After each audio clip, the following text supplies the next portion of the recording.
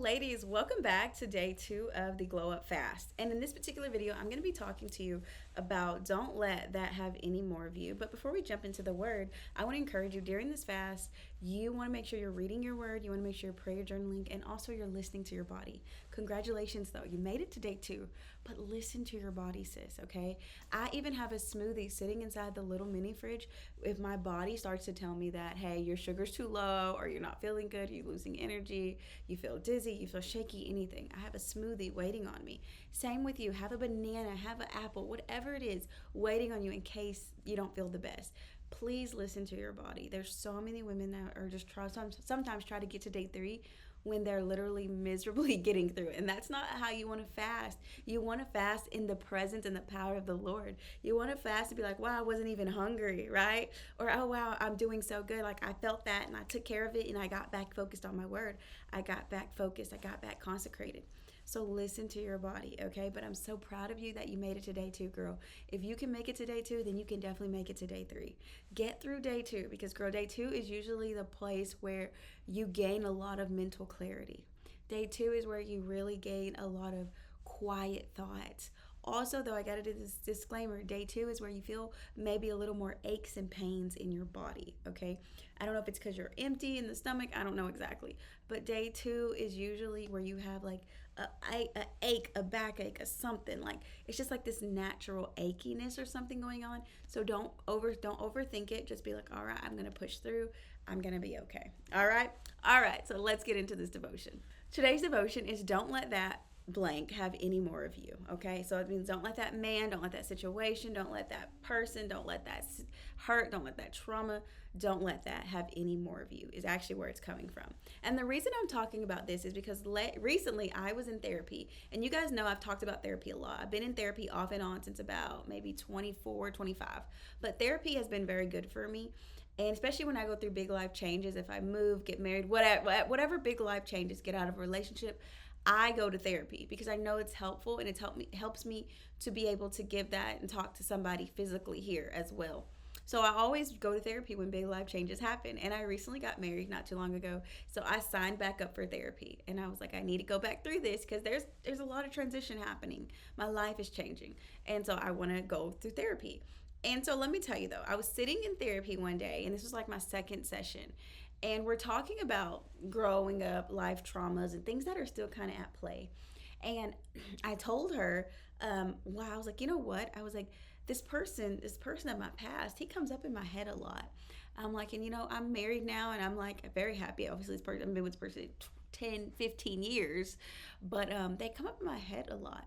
I was like, and sometimes it's like I'll get flashbacks of them. And so we start breaking this individual down. And it was actually from a time when I was really young, and it was very traumatic, and it was not a healthy relationship. It wasn't even a relationship. It was a lot of predatory vibes going on, okay? And so there was a lot that, and I've talked about this in a testimony video years ago, but there was a lot that I had shame for because of that. And I was just young and naive, and I just didn't know better. So I'm telling her all about this. And she says, you got to forgive yourself. And I said, but I think I have. Like, she's like, no, you haven't, because this whole time you've been talking about it, you've been calling yourself dumb. And I was like, well, I felt like it was dumb that I was so blind to not see what he was all about. It felt like it was dumb of me not to realize everyone around me is like, Morgan, this is what he's about, and you couldn't see it. I felt really dumb. She was like, you're 15, first off.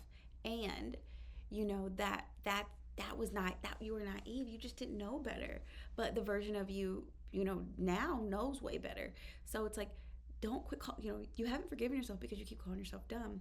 And I was saying, like, it was just so dumb of me. I was so dumb. Like, I kept saying that.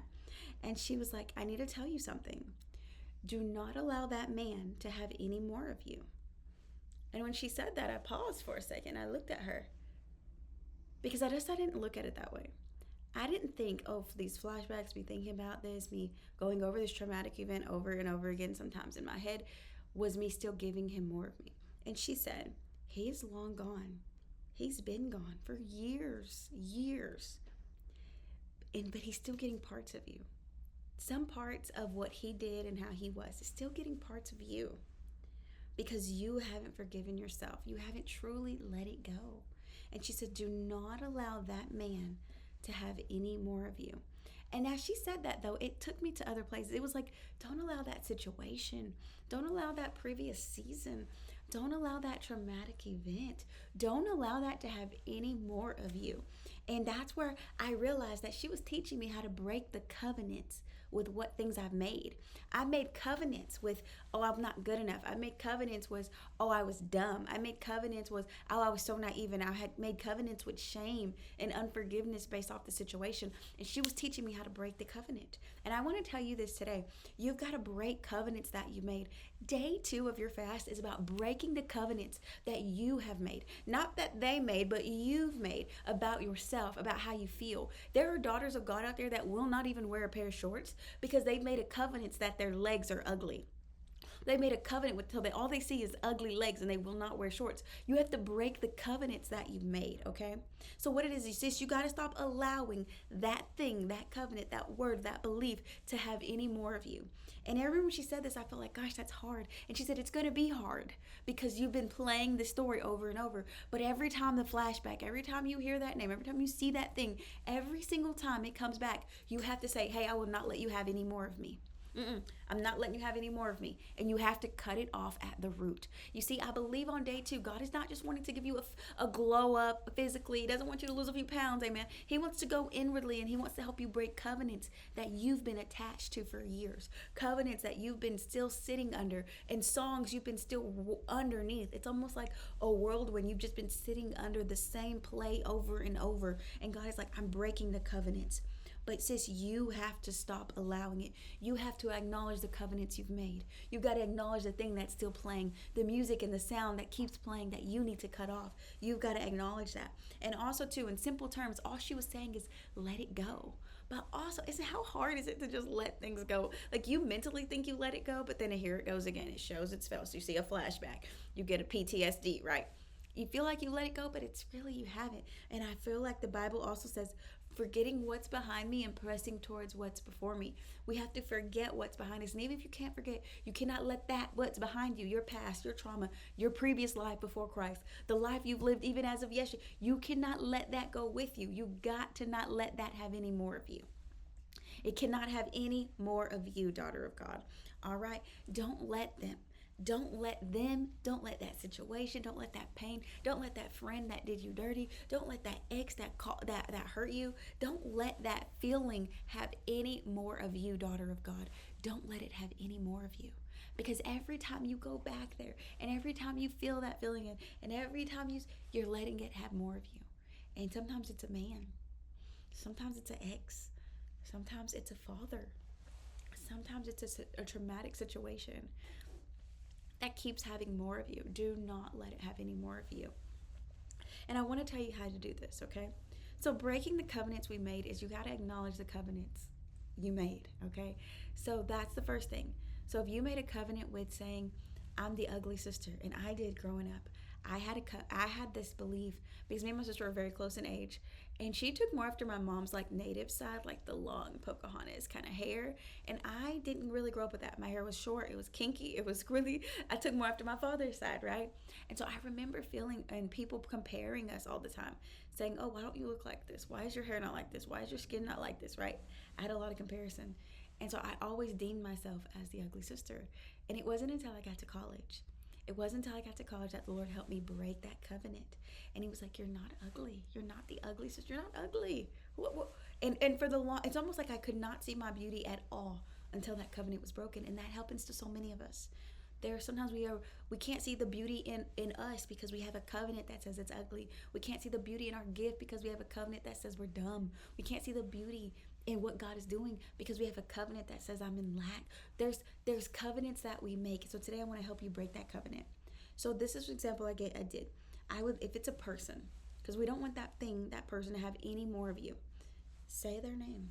So whatever their name is, I'm going to throw out a name. John Doe. You cannot have any more of me. You cannot have any more of my story. You cannot have any more of my feelings. You cannot have any more of my pain, my trauma. You cannot have any more of me. Say their name and tell them you cannot have any more. I cut that off. I cut off the covenants that I've made with you. I cut off every word that I've said about myself attached to you. I cut that thing off. You cannot have any more of me. I cut that thing off. Oh, also, that event that happened to me at a young age, I cut that thing off. You cannot have any more of me. You cannot have my feelings. You cannot have my body. You cannot have my emotions. You cannot have my heart. You cannot have any more of me. I cut that thing off.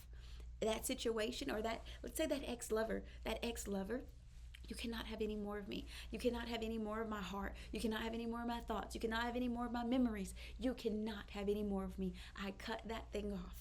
You cannot have any more of me. I am pressing toward the higher marking in Jesus Christ. You cannot have any more of me. I don't know exactly what your covenants are, daughter of God.